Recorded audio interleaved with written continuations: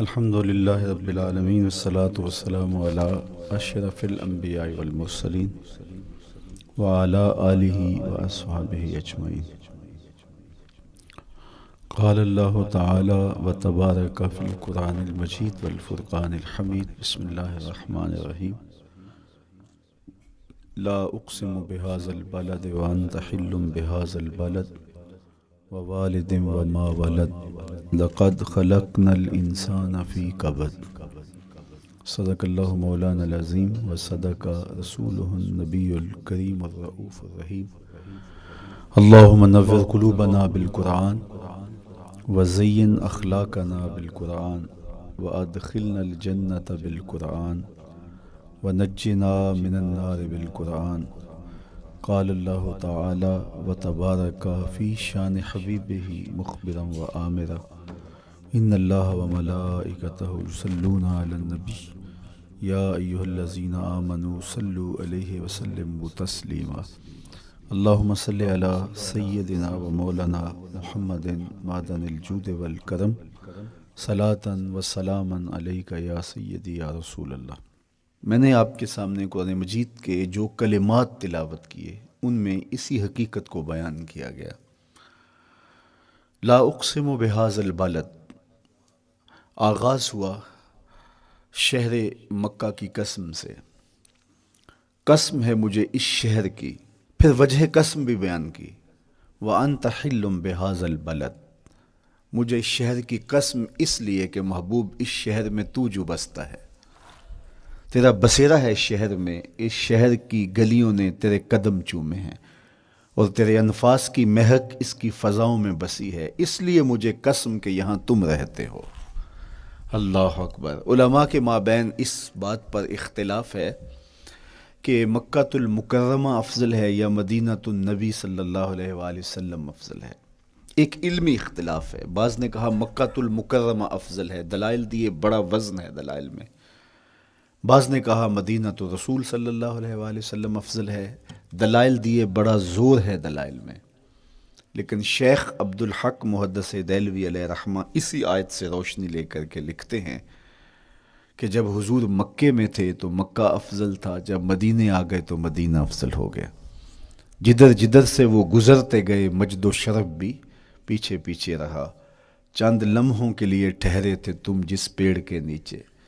نشور وحدی کا لہجہ دیکھیے کتنا دل آویز ہے. چند لمحوں کے لیے ٹھہرے تھے تم جس پیڑ کے نیچے، سنا ہے آج تک اس پیڑ کا سایہ مہکتا ہے. تو مکے میں ہیں تو مکہ افضل، مدینے میں ہیں تو مدینہ افضل. تو شرف ان کے وجود مسعود سے ہے. وہ جدھر جدھر سے گزرتے جائیں گے وہاں وہاں ہی نور پھیلتا چلا جائے گا. اور پیر نصیر الدین علیہ رحمہ کا لہجہ یہاں کتنا خوبصورت دکھائی دیتا ہے. ایک بار وہ جدھر سے گزرے ہیں نصیر، ایک بار وہ جدھر سے گزرے ہیں نصیر، بار بار ادھر سے بہار گزری ہے. تو کہا کہ قسم ہے مجھے اس شہر کی، یعنی شہر مکہ کی. کیوں اس شہر کی قسم؟ وَأَنْتَ حِلٌّ بِهَذَا الْبَلَدِ، کہ محبوب اس شہر میں تمہارا قیام ہے، اس شہر میں تمہاری رہائش ہے، تمہارے انفاس کی مہک ہے اس شہر کی فضاؤں میں، اور تمہارے قدموں کو چھوا ہے اس شہر کی گلیوں نے، اس لیے قسم کہ یہاں آپ رہتے ہو. وَوَالِدٍ وَمَا وَلَدَ، اور قسم ہے باپ کی، اور قسم ہے جو اس کی اولاد ہے. والد سے مراد کیا ہے اور ما ولد سے مراد کیا ہے؟ تو اس کے بارے میں ایک قول یہ ہے کہ والد سے مراد حضرت ابراہیم علیہ السلام ہے، اور ما ولد سے مراد حضور علیہ السلام جو ان کے فرزند ہیں. ایک قول کہ والد سے مراد حضرت آدم علیہ السلام ہیں، اور ما ولد سے مراد ان کی ساری ذریت اور نسل ہے.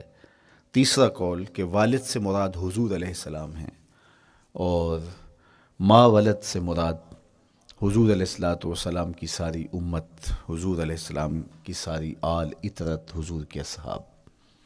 لیکن علماء نے پہلے قول کو ترجیح دی کہ مکۃ المکرمہ کی قسم کی گئی تو پھر مناسبت بنتی ہے کہ حضرت ابراہیم کا ذکر بھی ہو، تو اس لیے والد سے مراد حضرت ابراہیم ہیں، اور ما ولد سے مراد حضور علیہ الصلوۃ والسلام کی ذات ستودہ صفات ہے۔ تو تین چیزیں ہوئیں جن کی قسم کی گئی۔ سب سے پہلے شہر مکہ کی قسم کی گئی، پھر حضرت ابراہیم علیہ السلام کی قسم کی گئی، اس کے بعد حضور علیہ الصلوۃ والسلام کے مبارک وجود کی قسم کی گئی۔ تین قسمیں کر کے کہا کیا گیا، چونکہ جو خالی ذہن شخص ہو، جب اس کو کوئی بات بیان کی جائے تو قسم سے آغاز نہیں کیا جاتا۔ متردد الذہن کو کوئی بات کرنی ہو تو قسم سے آغاز کیا جاتا ہے، یا پھر آپ جس مضمون کو بیان کرنے جا رہے ہیں وہ اتنا اہم ہے کہ اس کی اہمیت کو اجاگر کرنے کے لیے آپ کو قسم کرنا پڑتی ہے۔ تو یہ جو ما بعد کا مضمون ہے جس کو میرے رب نے بیان کیا، اس سے قبل ایک نہیں، دو نہیں، تین قسمیں کیں، تو پھر کان تو کھڑے ہو گئے، سماعتیں تو بچھ گئیں کہ وہ کون سی شے ہے جس کو بیان کرنا مقصود ہے، اور اس سے قبل قسم پہ قسم کی جا رہی ہے۔ قسم محبوب شہر مکہ کی، قسم محبوب تیرے والد بزرگوار حضرت ابراہیم علیہ السلام کی، اور قسم تیرے پاکیزہ وجود کی۔ اب انسان بالکل سماعتیں بچھا کے منتظر ہے کہ قسم کی کس بات کی جا رہی ہے، کس بات پہ قسمیں ہو رہی ہیں۔ تو جواب آیا، قسم محبوب شہر مکہ کی جس میں آپ رہتے ہو، قسم آپ کے والد بزرگوار حضرت ابراہیم علیہ السلام کی، اور قسم آپ کے پاکیزہ وجود کی۔ لقد خلقنا الانسان فی کبد، ہم نے انسان کو مشقتوں میں رہتا پیدا کیا ہے۔ یعنی انسان کی زندگی کے اندر مشقتیں، مشکلیں، آلام، مصائب، حالات کی تلخیاں، سخت مراحل، یہ اس کی زندگی کا حصہ ہے، اور ہم نے اس کو ڈیزائن اس طرح کیا ہے کہ یہ ان ساری مشکلات سے نہ بردآزما ہوگا اور حالات کی تلخیوں کا مقابلہ کرے گا، اور خیر و شر کے ساتھ ساری زندگی اس کا تعلق رہے گا۔ تو یہ اگر سخت جان ہوا تو زندگی میں کامیاب اور بامراد ہوا، اور اگر یہ کمزور ہوا تو پیچھے رہ جائے گا۔ اور اس کے لیے جو قسمیں کی ہیں وہ تین ہیں۔ قسم کا اور جواب قسم کا تعلق ہوتا ہے، یعنی جس پہ قسم کی جا رہی ہے تو جو قسم کی جا رہی ہے اس کا کوئی آپس میں تعلق ہوگا۔ جب پھولوں کا ذکر کریں گے تو پھر اس کے متعلقات ہی بعد میں بیان کریں گے۔ کسی نے کہا تھا جنگل میں کوئی مے خار مرا ہے، جنگل میں کوئی مے خار مرا ہے، اسے انگور کے پتوں کا کفن دو۔ میاں جنگل میں مرنے والے شخص کو کسی اور درخت کے پتوں کا بھی تو کفن دیا جا سکتا ہے، لیکن صاحب مرنے والا مے خار ہے، اور شراب کشید کی جاتی ہے انگور سے، تو اس کو تو ٹھنڈ تب بھی پڑے گی کہ انگور کے پتوں کا کفن دیا جائے۔ تو مناسبات ہوتی ہیں۔ تو اب جب قسم کی گئی تو قسم تین چیزوں کی گئی، اور اس کی جواب قسم سے مناسبت کیا بنتی تھی؟ انسان کو مشقتوں میں رہتا پیدا کیا گیا، حالات کی تلخیوں سے گزرتا ہے، سخت تربیتی مراحل سے اس کو گزرنا پڑتا ہے۔ تو اس چیز کو بیان کرنے سے قبل تین قسمیں کی گئی۔ پہلی قسم میرے حضور کے پاکیزہ شہر کی، مکہ المکرمہ کی، اس لیے کہ مکہ المکرمہ میں دیکھ لیجئے کہ صحابہ اور حضور کے ماننے والوں نے کیسے تلخ زندگی کاٹی۔ شجر اسلام ثمر بار ہوا تو ہمیں تو یہ کھلے ہوئے پھول دکھائی دیتے ہیں، لیکن ہم نہیں بھول سکتے کہ بلال حبشی کی پیٹھ پہ کیسے کوڑے برسے اور احد احد کیسے پکارتے رہے۔ تو ہم اس منظر کو دیکھیں، مکہ کے ان حالات کو دیکھیں، تو اس لیے قسم کی مکے کی، اور پھر حضرت ابراہیم علیہ السلام کی قسم کی، چونکہ حضرت ابراہیم نے جس قدر اذیتوں سے گزر کر کے، مصائب آلام کا سامنا کر کے، حالات کی تلخیوں کا مقابلہ کر کے اپنا راستہ بنایا اور اپنے رب کی رضا پائی، وہ تاریخ کا ایک انوکھا باب ہے۔ اس سے بڑھ کر کیا ہوگا کہ جلتی ہوئی آگ میں چھلانگ لگا دی رب کے حکم کی تعمیل میں، بیٹے کی گردن پہ چھری رکھ دی۔ یہ تماشا لب بام نہیں تھا، منا کی وادی میں وہ انوکھا واقعہ رقم ہوا کہ آج بھی تاریخ انگشت بدندہ ہے کیا ایک باپ، اور وہ اس بیٹے کو ذبح کرنے کے لیے آمادہ ہو گیا جو اس کی آنکھوں کا نور ہے اور دل کا قرار ہے، رب سے مانگ کے لیا، لیکن تعمیل ارشاد میں اس بیٹے کی گردن پہ چھری رکھنے کے لیے باپ تیار ہو جاتا ہے اور اس کو ذبح کرنے کے لیے آمادہ ہو جاتا ہے، حتیٰ کہ بیٹے کو لٹا لیتا ہے اور ہاتھ میں چھری پکڑ کے بیٹے کی گردن پہ رکھ کے پوری ہمت کے ساتھ جب چھری چلاتا ہے تو آواز آتی ہے فلما اسلما وتلہ للجبین ونادیناہ ان یا ابراہیم قد صدقت الرؤیا انا کذالک نجزی المحسنین۔ ابراہیم بس کرو، تم نے واقعی خواب پورا کر دکھایا۔ اپنی بیوی کو، اپنے نو مولود بچے کو وادی غیر ذی زرع میں چھوڑ آنا، جہاں کچھ بھی میسر نہیں تھا، یہاں آپ کو آپ کے ماں باپ چھوڑ کے جاتے ہیں، ایک خوبصورت آسودہ ماحول ہے، اور آپ کو جس مقصد کے لیے چھوڑ کے جا رہے ہیں تو وہ مقصد بھی آپ کی اور ان کے پیش نظر ہے، لیکن اس کے باوجود بھی جو ہے وہ آنکھیں نم ہو جاتی ہوں گی کہ ہم اپنی اولاد کو یہاں چھوڑ کے جا رہے ہیں، جبکہ ایک محفوظ پناہ گاہ میں آپ کو چھوڑ کے گئے۔ آپ کی تربیت کرنے والا ایک جو ہے وہ توانا طبقہ اور ایک توانا جو ہے وہ سٹاف موجود ہے جو آپ کی فکری، ذہنی، بدنی تربیت کے لیے کوشاں ہیں، لیکن اس کے باوجود بھی والدین محسوس کرتے ہیں لیکن اپنے نو مولود بچے کو وہاں چھوڑ کے جانا جہاں آب و دانہ بھی میسر نہیں تھا۔ مورخ اسلام فی جلندری نے اس وادی کا نقشہ کھینچتے ہوئے کہا، وہ وادی جس میں وحشت بھی قدم رکھتی تھی ڈر ڈر کے، جہاں پھرتے تھے آوارہ تھپیڑے بادے سر سر کے، جہاں پر گھاس اگتی تھی، جہاں نہ پھول کھلتے تھے، مگر وہ سرزمیں تھی آسماں بھی جھک کے ملتے تھے۔ تو اس وادی میں چھوڑ کے آنا، حضرت ابراہیم نے جو امتحانات دیے، اس لیے ان کی قسم کی، چونکہ جواب قسم کا تعلق بنتا ہے، تو قسم ابراہیم کے پاکیزہ وجود کی کہ جنہوں نے دکھ سہے، تکالیف آلام گوارا کی، لیکن پائے ثبات میں لغزش نہیں آنے دی۔ تیسری قسم میرے حضور کے پاکیزہ وجود کی فرمایا جتنے دکھ مجھے دیے گئے، جتنی اذیتیں مجھے پہنچائی گئیں، اتنی کسی کو نہیں دی گئیں۔ پیدا ہوئے تو حضور کے باپ کا سایہ سر پہ نہیں تھا، پھر اس کے بعد حضور مختلف مراحل سے گزرے، 6 سال کی عمر میں ماں کا انتقال ہو گیا۔ جب راہ حق میں لوگوں کو دعوت رشد و ہدایت دینے نکلے تو جو لوگوں کے رویے تھے اور جو اذیتیں لوگوں نے پہنچائیں وہ ایک الگ باب ہے۔ مکے کی گلیوں سے لے کے طائف کے بازاروں تک جن اذیتوں سے میرے حضور گزرے، ام المومنین سیدہ عائشہ رضی اللہ تعالیٰ عنہ فرماتی ہیں ایک دن حضور کی بارگاہ میں حاضری تھی تو ہم نے عرض کیا حضور کیا احد کے دن سے سخت دن بھی زندگی میں کبھی گزرا ہے؟ صحابہ کی نظر میں اس دن سے سخت دن کبھی زندگی میں نہیں آیا، اس لیے کہ جب 70 صحابہ کی لاشیں پڑی تھیں، حضور کے چچا حضرت امیر حمزہ شہید کر دیے گئے، اور نہ صرف انہیں شہید کیا گیا، ان کا مسئلہ کیا گیا، اعضائے بدنیاں کاٹ دیے گئے، ناک کاٹ لی گئی، زبان کاٹ لی گئی، بدن چیر کے کلیجہ نکالا گیا، اور پھر ان اعضاء کا ہار پرویا گیا، اور ہندا نے گلے میں ڈال کے رقص کیا، آنکھوں میں نیزے چبھوئے گئے۔ تو یہ دردناک دن تھا، تو حضور کے سر انور پہ سفید رنگ کی پٹی بندھی تھی اور چشمان رحمت میں آنسو تھے، اور بار بار فرماتے تھے ما فعل امی، میرے چچا کی کہانی سناؤ۔ تو یہ دردناک دن تھا جو صحابہ نے اپنی آنکھوں سے دیکھا۔ تو انہوں نے کہا حضور کیا احد کے دن سے سخت دن بھی کبھی زندگی میں آیا؟ ان کا خیال تھا کہ حضور فرمائیں گے ہاں یہ میرا زندگی کا مشکل ترین اور سخت ترین دن تھا، لیکن حضور نے فرمایا ہاں عائشہ، جب طائف کے بازاروں میں تیری قوم نے مجھے پتھر مارے تو یہ دن احد کے دن سے بھی سخت تھا۔ حضور ان کے 3 سرداروں کے پاس پیغام حق لے کے گئے، لیکن انہوں نے آگے سے جو رویہ اختیار کیا وہ اتنا اذیت ناک تھا۔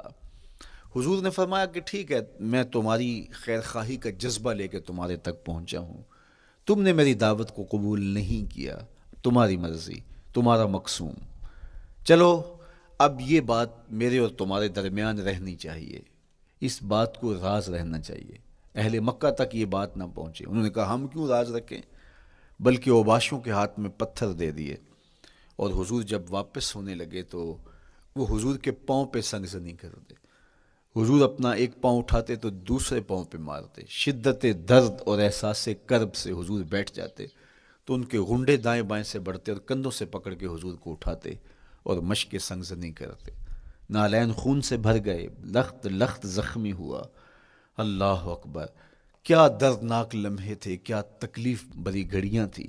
تو کہا کہ جب طائف کے بازاروں میں تیری قوم نے مجھے پتھر مارے تو یہ دن احد کے دن سے بھی سخت تھا.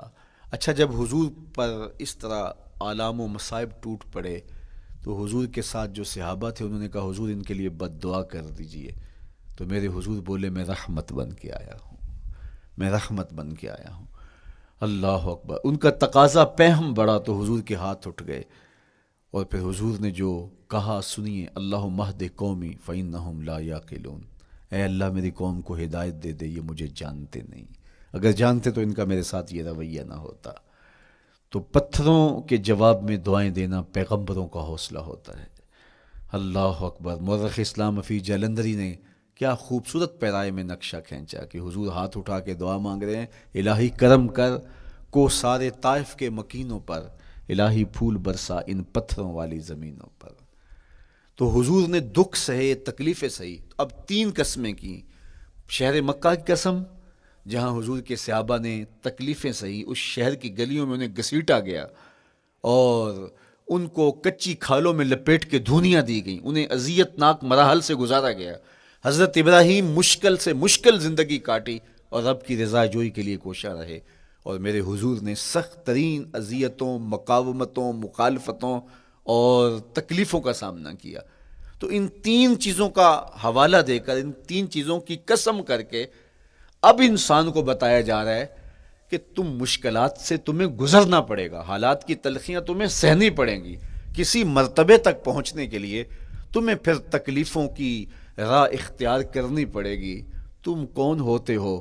میرا محبوب ہو تو تکلیفیں وہ بھی اٹھائے، 2 جہاں کا مالک ہو اور طائف کے بازاروں میں اس کے پاؤں پہ بھی پتھر پڑیں، اور کونین کا سردار ہو اور ان کے اوپر اوجری ڈال دی جائے، کائنات کا مالک ہو اور ان کو مکے کی گلیوں کے اندر ان کے گلے میں عقبہ بن ابی معیط کپڑا ڈالے اور تاؤ دے. تو کیا ان مشکلات سے تم بچ سکتے ہو؟ جب تم کسی منزل تک پہنچنا چاہتے ہو تو پھر یہ حوالے ماضی کے دیکھ لو. 3 قسمیں کر کے اس حقیقت کو بیان کیا. ابراہیم علیہ السلام کے وجود کو دیکھ لو، حضرت مصطفیٰ کریم علیہ السلام کی ذات ستودہ صفات کو دیکھ لو، اور مکے کی گلیوں میں صحابہ کے ساتھ جو ظلم اور جبر ہوئے اور انہوں نے جو مصیبتیں اور مشقتیں کاٹی وہ ساری دیکھ لو. تو 3 قسمیں کھا کر کے کہا کہ بے شک انسان مشقتوں میں رہتا پیدا کیا گیا ہے. اس لیے قافلہ انسانی کے وہ افراد جو کسی منزل کے متلاشی ہوتے ہیں، جو جستجو کی زندگی بسر کر رہے ہوتے ہیں، ان کو پھر مشکلات سے گزرنا پڑتا ہے اور حالات کی تلخیاں ان کو گوارا کرنا پڑتا ہے، کشاکش حیات سے ان کو ٹکرانا پڑتا ہے، اور ان کو آگے بڑھنے کے لیے ان کو تکلیفوں سے گزر کر کے، جان گسل مراحل سے گزر کر کے پھر منزل کی طرف عازم سفر ہونا پڑتا ہے. کیا میں نے اس خاکدان سے کنارہ جہاں رزق کا نام ہے آب و دانہ، پلٹنا جھپٹنا جھپٹ کر پلٹنا لہو گرم رکھنے کا ہے ایک بہانہ. پرندوں کی دنیا کا درویش ہوں میں کہ شاہین بناتا نہیں آشیانہ. تو زندگی مشکل مراحل سے گزر جانے کا نام ہے. اقبال نے کہا تھا ہے شباب اپنے لہو کی آگ میں جلنے کا نام. یہ زندگی آسان نہیں ہے، یہ حالات کی تلخیوں کا مقابلہ کرنے کا نام ہے، یہ ضبط نفس کا نام ہے، یہ اپنے من کی تربیت کا نام ہے. حضرت امام راضی سایت کریمہ کے تحت لکھتے ہیں کہ جب بچہ شکم مادر میں ہوتا ہے تو وہ 3 پردوں میں ہوتا ہے، ایک جھلی کا پردہ، ایک رحم مادر کا پردہ اور ایک پیٹ کا پردہ. تو 3 پردوں میں وہ بیچارہ بڑی عجیب سی حالت میں ہوتا ہے. یہ اس کا پہلا مرحلہ ہے تخلیق کے بعد. اس کے بعد پیدائش کا دوسرا مرحلہ ہے. یہ زچہ بچہ دونوں کے لیے موت و حیات کے مرحلے ہوتے ہیں. اس کے بعد وہ پیدا ہوا، اس دنیا پہ آیا تو اس کی مشکل کیا ہے؟ زبان ہے، بولنا نہیں جانتا، دیکھتا ہے پہچان نہیں سکتا، سنتا ہے سمجھ نہیں سکتا، ہاتھ ہیں پکڑ نہیں سکتا، ٹانگیں ہیں چل نہیں سکتا. کتنی مشکل بن گئی. یہ سب کچھ چیزیں ہونے کے باوجود بھی وہ بے بس دکھائی دیتا ہے. اس کو دودھ مانگنے کے لیے بھی رونا پڑتا ہے.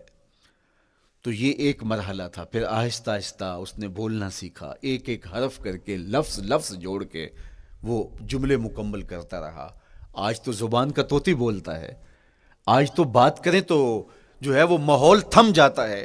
لیکن انسان ذرا پلٹ کے آغوش مادر میں تیری ماں نے ایک ایک حرف تجھے سکھایا تھا، ایک ایک لفظ تجھے سکھایا تھا، لفظ لفظ کر کے، حرف حرف کر کے جملے بنے، اور آج تیری گفتار کی شوخی کے تذکرے زمانے میں ہیں، تو پھر تجھے بولنا سکھایا، تو چل نہیں سکتا تھا، آج تیری جو ہے وہ جولانیاں دیکھنے والی ہیں، تیری رفتار کو کوئی چھو نہیں سکتا ہے، تیری آنکھوں کی بجلیاں آج عقابوں سے بڑھ کر ہیں، آج تیرے کانوں کے اندر نغموں کا جہاں آباد ہے، آج تیرے ہاتھوں کی گرفت کہ آگے شیر غراں بھی ہو تو وہ بھی بے بس ہو جاتا ہے، لیکن دیکھ تو کتنا مجبور تھا۔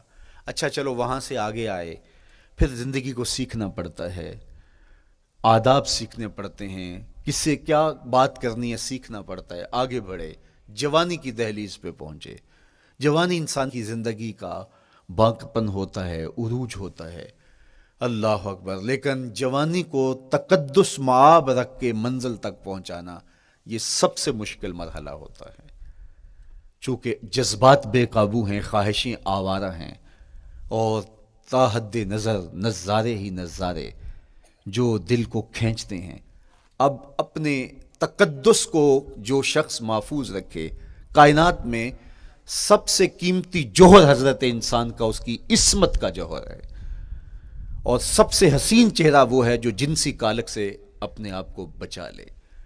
تو جوانی ہو، باقپن ہو، اور پھر اپنی خواہشات کو بے قابو نہ ہونے دیا جائے، سب سے مشکل مرحلہ پوری زندگی میں یہ آتا ہے۔ کسی نے کہا تھا کتاب زیست کا ایک اور باب بیت گیا، شباب بیت گیا، ایک عذاب بیت گیا۔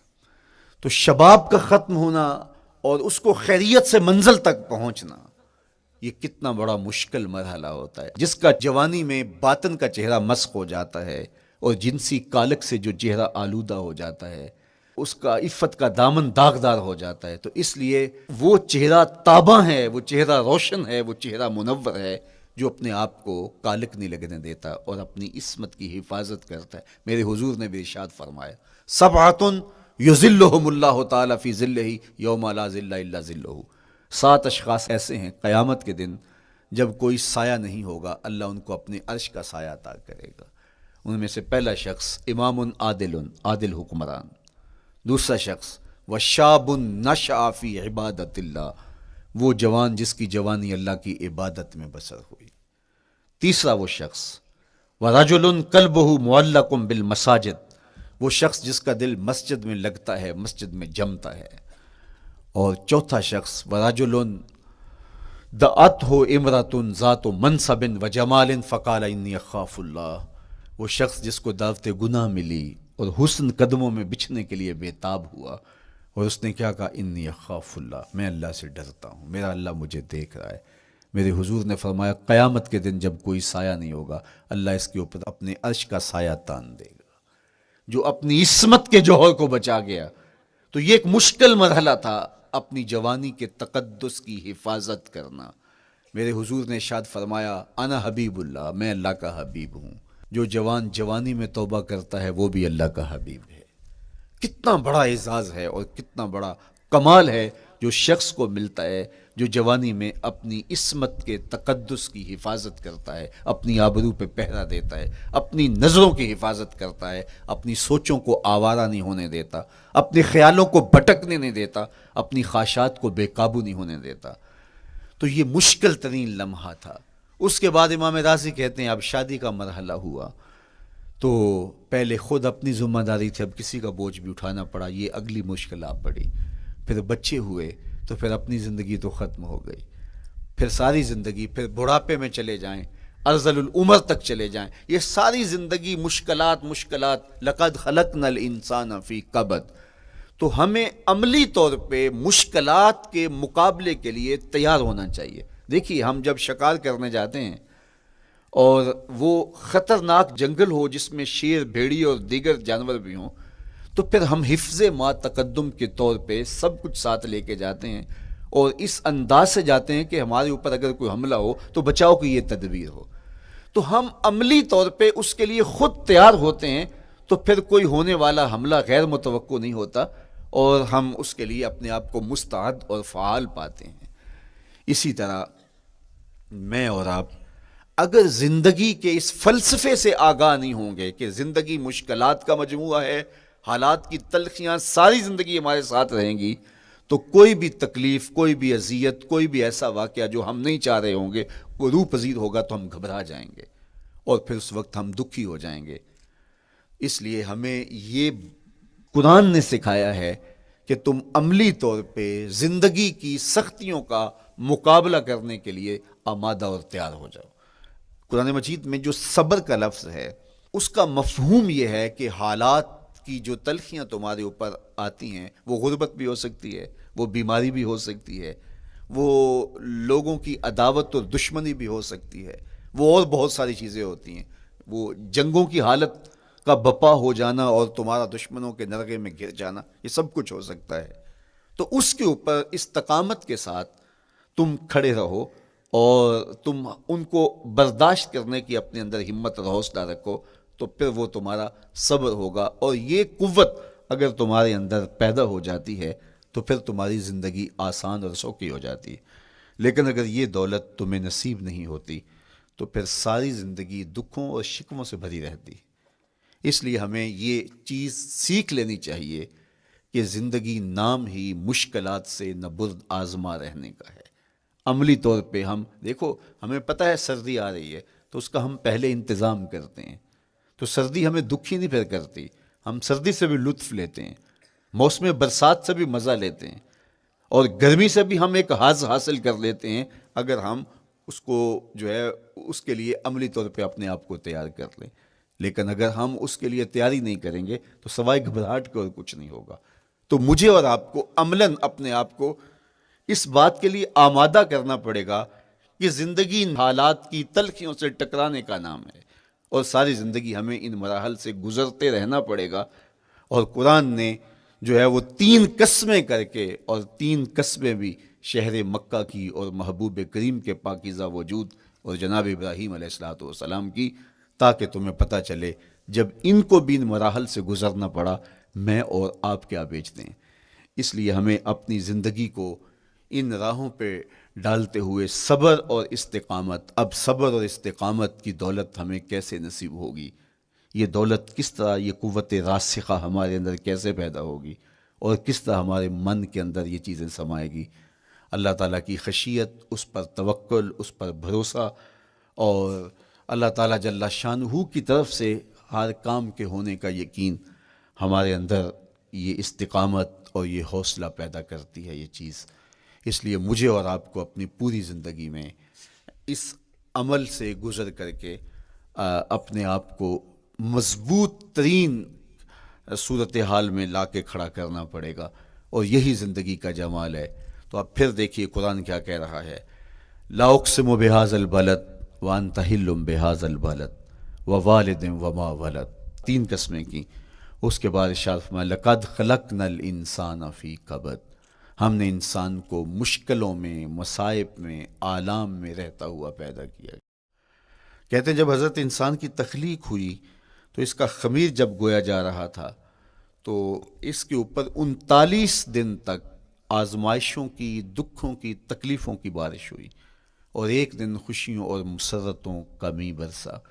تو انسان کی زندگی کے اندر حالات سے ٹکرانا اور دکھوں کو سہنا اور دکھوں سے مقابلہ کرنا یہ سیکھنا پڑے گا، اور جب انسان اس کو عملی طور پہ سیکھ جائے گا تو پھر زندگی کا جمال اور زندگی کا حسن نصیب ہوگا۔ دوسری بات، ہمیں اپنی زندگی میں 7 چیزوں کو اپنا اصول بنا لینا چاہیے، اور یہ 7 چیزیں وہ ہیں جو ہماری زندگی کو ایک خوبصورت سانچے میں ڈھال کر کے ہمیں ایک پاکیزہ اور ستھرا انسان بنا دیتی ہیں۔ پہلی چیز، التمسک بکتاب اللہ، اللہ کی کتاب سے جڑ جانا، وابستہ ہو جانا۔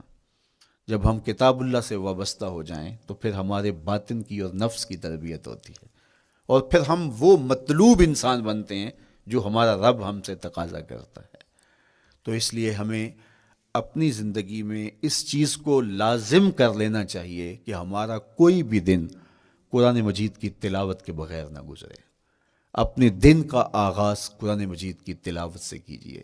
سورہ یاسین سے جو اپنے دن کا آغاز کرتا ہے، سارا دن اللہ کی امان میں رہتا ہے، اس کی حفاظت میں رہتا ہے۔ اور اپنی شب کا آغاز سونے سے پہلے سورہ الملک کی تلاوت کریں، آپ ساری شب اللہ کی امان میں، اس کی حفاظت میں رہیں گے۔ اور قرآن مجید کو سمجھ کر اس کے مفاہیم و مطالب کے ساتھ ایک رکوع کم از کم پوری زندگی، اپنی زندگی کے نصاب میں آپ کتنا وقت مختلف امور کے لیے سر انجام دیتے ہیں۔ یہ کتاب انسانی ہدایت کے لیے، انسانی تربیت کے لیے، اس سے کوئی اور بہتر اور مؤثر جو ہے وہ نصاب نہیں ہو سکتا ہے۔ انسان سازی کا بہترین ذریعہ ہے یہ کتاب، اور اس کتاب کے ذریعے سے جو ہے وہ انسان پستیوں سے اٹھ کے بلندیوں تک جا پہنچتا ہے۔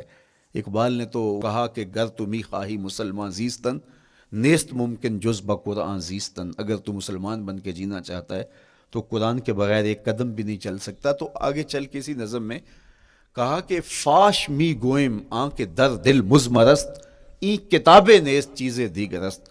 اگر میں کھل کے بیان کر دوں جو میرے سینے میں چھپا ہے تو میں تجھے بتا دوں کھل کے یہ کتاب نہیں، یہ کوئی اور ہی شے ہے۔ کن لوگوں کو کہاں سے اٹھایا اور یہ کتاب کہاں تک لے گئی، جو باہمی جنگ و جدل میں الجھے ہوئے تھے اور حرف شناس بھی نہیں تھے، جو سواد آشنا بھی نہیں تھے، پھر انہوں نے جو ہے وہ روما کی سلطنت بھی الٹ کے رکھ دی۔ یہ کرشمہ تھا اس کتاب کا، جس نے زندگی کا جمال ان کی روحوں کے اندر پیدا کر دیا۔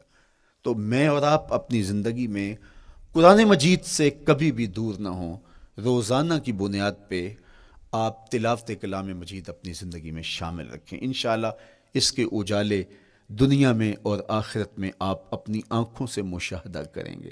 حضرت امام احمد بن حنبل فرماتے ہیں، میں نے رب سے کہا کہ مجھے اپنا قرب عطا کر، آواز آئی میرا قرب چاہتے ہو تو قرآن پڑھا کرو۔ یہ رب کی قربت کی بھی ضمانت ہے اور ضبط نفس اور باطن کی تربیت کا بھی ذریعہ ہے۔ اچھا، دوسری بات، والاقتداء بسنت رسول اللہ صلی اللہ علیہ وآلہ وسلم۔ ہمارے لیے بہترین نمونہ ہمارے حضور علیہ الصلوۃ والسلام کی زندگی ہے، حضور کے دیا ہوا نظام حیات ہے جس پر حضور نے خود عمل کر کے دکھایا۔ میرا عشق رسول، میری محبت رسول اس بات کا تقاضا کرتی ہے کہ میں ان کے طریقہ حیات کے مطابق اپنی زندگی گزاروں۔ اسلام دعوے کی بات نہیں کرتا، دلیل ہم سے مانگتا ہے۔ آج میں کہتا ہوں میں عاشق رسول ہوں، اور اتنا بڑا عاشق رسول ہوں کہ میرے جیسا زمانے میں دوسرا کوئی نہیں۔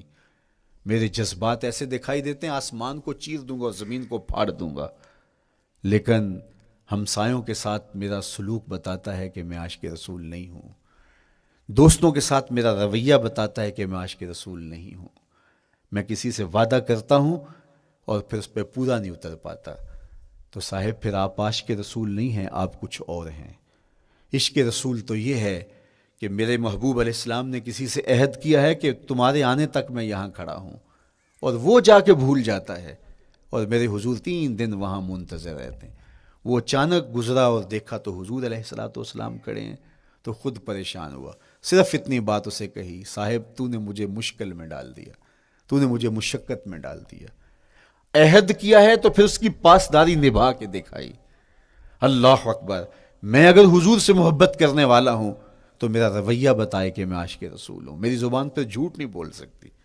آپ سے پوچھا گیا کہ مومن بزدلی کر سکتا ہے؟ کہا نہیں، بہادر ہوتا ہے، لیکن ہو سکتا ہے کبھی اس سے بزدلی سرزد بھی ہو جائے۔ پھر پوچھا گیا کہ مومن بخیل ہو سکتا ہے؟ کہا نہیں، سخی ہوتا ہے، لیکن ہو سکتا ہے کبھی اس سے بخل بھی سرزد ہو جائے۔ پھر تیسرا سوال حضور سے کیا گیا، مومن جھوٹا ہو سکتا ہے؟ فرمایا جھوٹا نہیں ہو سکتا۔ یہ پکی بات ہے کہ مومن جھوٹ نہیں بول سکتا۔ میں اور آپ اپنے رویوں میں دیکھیں کہ ہم کھڑے کہاں ہیں۔ آج ہم ان جگہوں پہ بھی جھوٹ بولتے ہیں جہاں جھوٹ بولنا ہماری مجبوری بھی نہیں ہوتی، چونکہ یہ ہماری فطرت ثانیہ اور عادت بن چکا ہے، اور ہم اس کو برا ہی نہیں سمجھتے۔ جبکہ جھوٹ جب کوئی شخص بولتا ہے، حدیث پاک میں آتا ہے اس کے منہ سے بدبو نکلتی ہے، رحمت کے فرشتے 1 میل دور ہٹ جاتے ہیں اس سے۔ اور سویر سے شام تک جب ہمارے معمولات یہ ہوں تو پھر ہم کہاں کھڑے ہیں اور رحمت کے فرشتے کہاں کھڑے ہیں؟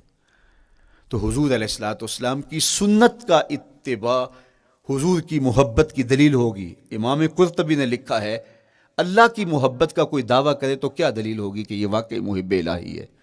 تو کہا اللہ سے محبت کا دعویٰ کرنے والے کے لیے دلیل یہ ہے کہ وہ قرآن سے پیار کرے۔ قرآن سے پیار اور قرآن سے محبت کی دلیل یہ ہے کہ حضور کا پیار سینے میں رکھے. حضور سے محبت کی دلیل یہ ہے کہ سنت رسول سے پیار کرنے والا ہو. اور سنت رسول سے پیار کرنے کی دلیل یہ ہے کہ بدعات سے اجتناب کرنے والا ہو. ہر وہ طریقہ جو میرے حضور نے نہیں دیا اس کو اختیار نہ کرے، اس طریقے کو اختیار کرے جو حضور علیہ الصلوۃ والسلام کا عطا کرتا ہے. تیسری بات، عقل الحلال. یہ وہ بنیادی اصول ہیں جو ہماری زندگیوں میں اتر جانے چاہیے اور ہم ایک صالح اور خوبصورت انسان بن کے اس معاشرے کا حصہ بن سکتے ہیں. عقل حلال زندگی میں شامل ہو تو زندگی کو جمال نصیب ہوتا ہے اور باطن اور ظاہر کو طمانینت نصیب ہوتی ہے.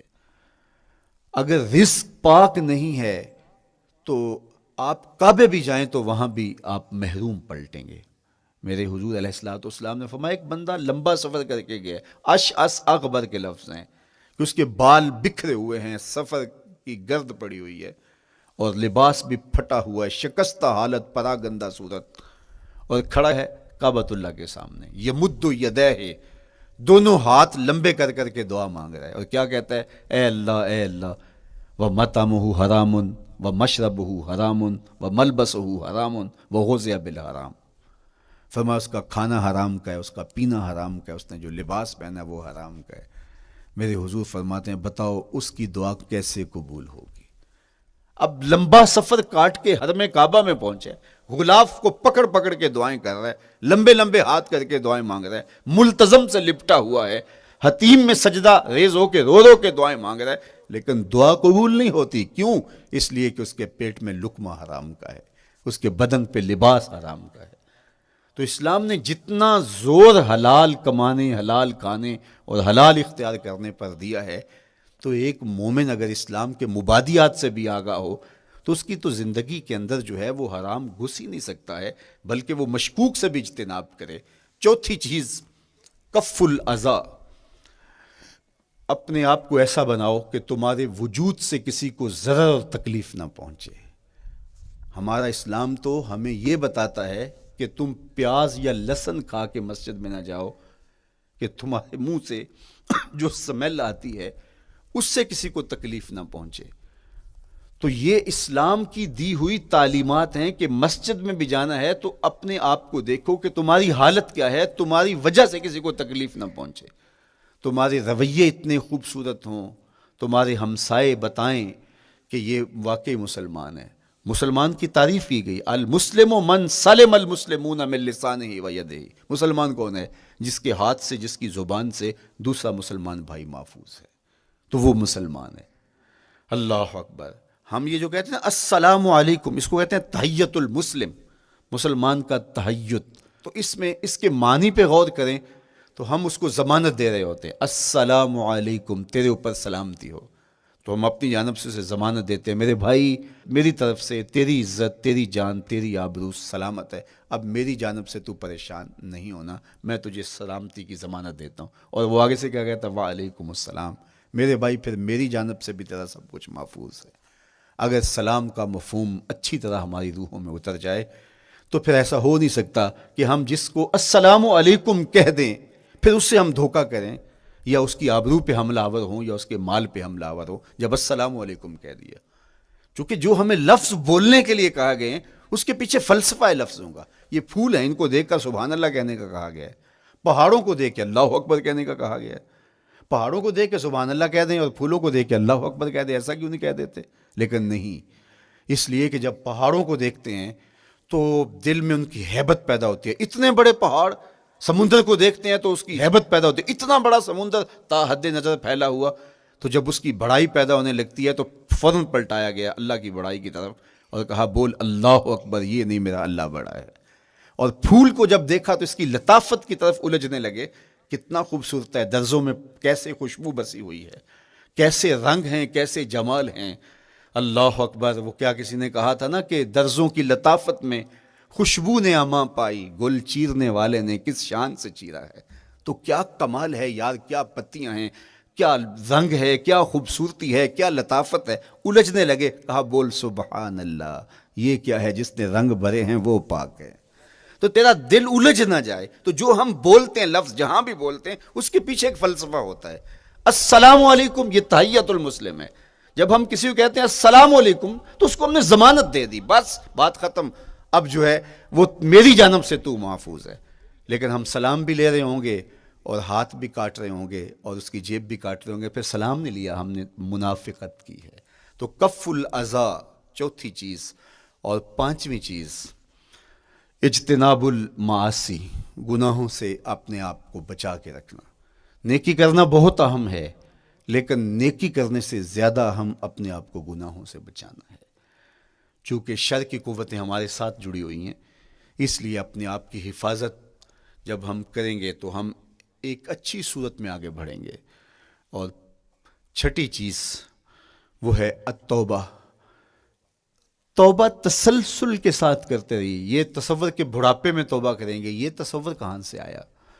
یا ہمارے ہاں آج کل یہ کلچر پیدا ہوا ہے کہ لیلۃ القدر یا شبرات کے دن سارے جڑ کے توبہ کرنے بیٹھ جاتے ہیں اور پورا سال اپنی مرضی کی زندگی گزارتے ہیں۔ ایسا نہیں ہے۔ میرے حضور کے دامن پہ ایک بھی گناہ کا دھبا نہیں تھا۔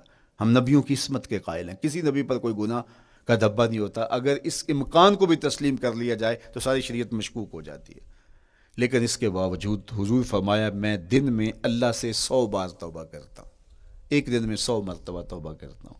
میں اور آپ دیکھیں کہ ہم کیا اس معمول کو اپنی زندگی میں شامل کیے ہوئے ہیں۔ جب انسان توبہ کرتا ہے، جب غسل کر لیتا ہے نا ایک دفعہ، تو پھر وہ بچ بچ کے چلتا ہے کہ کوئی گرد دوبارہ پڑ نہ جائے، اور جب وہ لتھڑا ہوا ہو تو پھر اس کو پرواہ بھی نہیں ہوتی۔ اس لیے ہمیں بار بار غسل کرنے کی، بار بار توبہ کرنے کی تلقین کی گئی ہے، تاکہ ہم پھر نئے گناہوں سے بچتے رہیں گے۔ تو اپنی زندگی میں توبہ کا تسلسل کیجئے، شام سویرے صبح بار بار اللہ سے توبہ کی اور رجوع کیجئے۔ اور آخری چیز ادا الحقوق، حقوق کا ادا کرنا۔ ہمارے ذمے جو حقوق عائد ہوتے ہیں وہ ہمارے والدین کے ہیں، وہ ہمارے بہن بھائیوں کے ہیں، وہ ہمارے دوستوں کے ہیں، ہمسایوں کے ہیں، ہمارے اساتذہ کے ہیں، کلاس فیلوز کے ہیں۔ وہ حقوق حتیٰ کہ جانوروں کے کیوں نہ ہوں، تو ان حقوق کو ہم ادا کرنے والے، دست بردار نہیں ہو سکتے ہم ان حقوق سے۔ یہ مومن کی زندگی ہے، یہ ہمارا نظم حیات ہے، یہ اسلام کا دیا ہوا منشور ہے، یہ طریقہ زندگی ہے کہ ہم ایک ایک کے حق کو ادا کرتے ہوئے اپنی زندگی کو بسر کریں۔ بالخصوص میں طلباء سے مخاطب ہوں کہ یہ عمر تربیتی اعتبار سے سب سے اہم عمر ہے۔ سیدنا علی المرتضیٰ رضی اللہ تعالیٰ عنہ فرماتے ہیں کہ 15 سال سے لے کر کے 20 سال تک کی عمر میں انسان کے نظریات پختہ ہوتے ہیں اور اس کی عادتیں جمتی ہیں۔ یہ دوسرے کہتے ہیں 13 سے 19 سال تک کی عمر، وہ کہتے ہیں یہ بڑی اہمیت کی حامل ہے۔ تو 13 سے 19 سال یا 15 سے 20 سال تک کی عمر، بعض کا تو ہوتا ہے کہ ابھی بچے ہیں، ماں باپ بھی سستی کرتے ہیں کہ ان کو تہجد کا عادی اب کیوں بنائیں، ابھی تو یہ بچے ہیں، ان کو ان چیزوں سے، چھوٹی چھوٹی چیزوں کا عادی اب کیوں بنائیں، جب بڑے ہوں گے، سمجھدار ہوں گے، ذمہ داریوں کا بوجھ آئے گا، سب کچھ کر لیں گے۔ تو پھر اس وقت کرنا مشکل ہوتا ہے، پھر کر نہیں پاتا بندہ۔ تو جو سیکھنا ہے، جو عادتیں پختہ کرنی ہے، وہ اسی زندگی میں ہوتی ہیں۔ تو یہ آپ کا ایک موقع ہے، آپ کو ایک ماحول فراہم ہوا ہے۔ آپ کے ہمسائے آپ کے کلاس فیلوز ہیں جو آپ کے ساتھ کمرے میں رہ رہے ہیں۔ ہمسائیگی کے حقوق ادا کرنے کا جو انداز ہے وہ یہاں ہی سیکھیے اور اپنے اندر اس کو متحقق کیجیے اور پختہ کیجیے۔ اسی طرح اپنے گفتگو کے لہجوں میں شائستگی، اپنے انداز کے اندر خوبصورتی اور اپنے رویوں کے اندر جمال پیدا کرنے کی کوشش کریں۔ اپنے آپ کو مؤثر بنائیں اور شریعت کے بتائے ہوئے اصولوں اور ضابطوں کے مطابق آپ جب زندگی کے چند دن گزار لیں گے، پھر زندگی گزارنے کا نشہ آنے لگ جائے گا۔ چونکہ جب ہم اپنی خواہش کی زندگی گزارتے ہیں تو پھر ہم خود بے چین اور مضطرب ہوتے ہیں، اس لیے کہ ہمیں اس طرح زندگی گزارنی چاہیے جس طرح ہمارے رب نے ہمیں بتایا ہے۔ آپ کوئی بھی مشین خریدتے ہیں، کوئی بھی چیز لیتے ہیں تو اس کے ساتھ چھوٹی سی بک دیتے ہیں آپ کو، اس کا طریقہ استعمال بتاتے ہیں کہ اس کو یوں استعمال کرو گے تو دیر پا اس کے فوائد حاصل کرو گے۔ اگر یہ مائک ہم اس طرح استعمال نہیں کرتے، اپنی خواہش سے استعمال کریں گے تو پھر نتیجہ کیا ہوگا کہ تھوڑے دنوں کے بعد جو ہے وہ خرابی کی طرف سلسلہ چلے گا۔ اس طرح یہ وجود جس پاکیزہ ذات نے بنایا ہے، اس نے ہمیں بتایا ہے کہ اس کو استعمال کیسے کرنا ہے اور اس زندگی کو کیسے گزارنا ہے۔ اور پھر انسان کو ایک ماڈل اور نمونہ بھی چاہیے تو کہا نمونہ دیکھنا ہے تو محمد عربی کی ذات دیکھ لو، ادھر دیکھتے جاؤ اور زندگی گزارتے جاؤ، دیکھنا تمہاری زندگی کتنی خوبصورت اور کتنی پروقار گزرتی ہے۔ اللہ آپ کو دنیا آخرت کی برکتیں دے، اپنی پناہوں اور اپنی امان اور اپنی حفاظتوں کا حصار دے، اور آنے والا کل اللہ بہتر فرمائے، میرے وطن کی خیر کرے، میرے ملک کو امن کے اجالے دے، یہاں دہشت گردی کے سلگتے الاؤ ٹھنڈے کر کے امن کی بہاریں پیدا کر دے۔ کی محمد سے وفا تو نے تو ہم تیرے ہیں، یہ جہاں چیز ہے کیا لوح و قلم تیرے ہیں۔ وآخر دعوانا ان الحمدللہ۔